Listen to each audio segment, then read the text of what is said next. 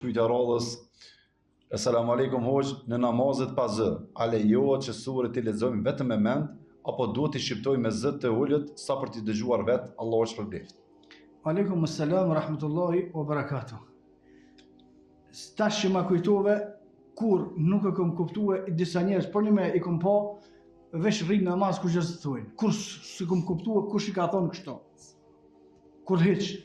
As nuk ka në Kur'an një argumentim, as nuk ka në hadith të vërtet për pejgamberit sallallahu alaihi wasallam, as nuk ka diçka për sahabët që kanë bërë kështu. Po lexojmë me mend unë. Ana është jetë lexu këtu kënu Hasanokën me mend ti, ku di unë? Na gjykojmë sipas asaj që e shohmi.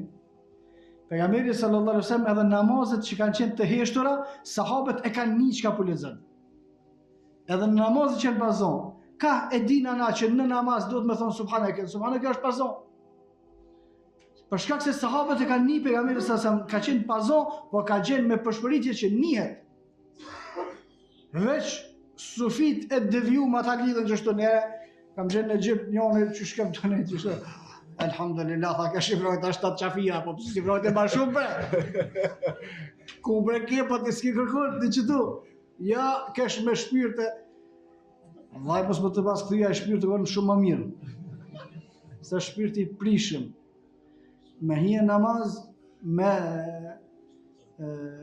menimet e sufive, se unë e thëmë, pejgamberi sallallahu alaihi wasallam nuk ka vepru kështu.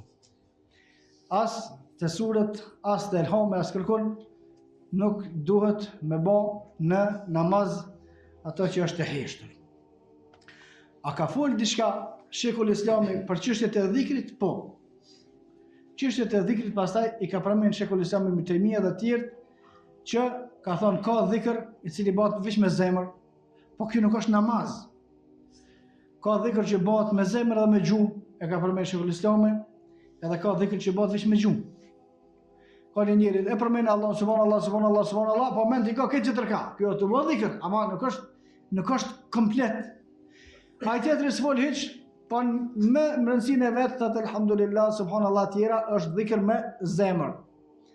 Dhe më mirë atë Shekul Islam Ibn Taymija është me bëj dhikrin edhe me gjuhë edhe me prezencë të zemrës së të mendjes, do thonë kur thojmë alhamdulillah subhanallah tjera. Do thonë kjo është ajo që ka nxjerr Shekul Islam Ibn Taymija.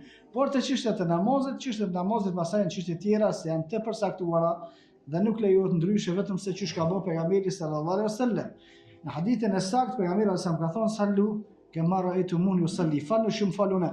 Ta pas po dikush pejgamberi sallallahu alaihi wasallam tu fal çashtu, po se ka pa kërkush, wallahu a'lam.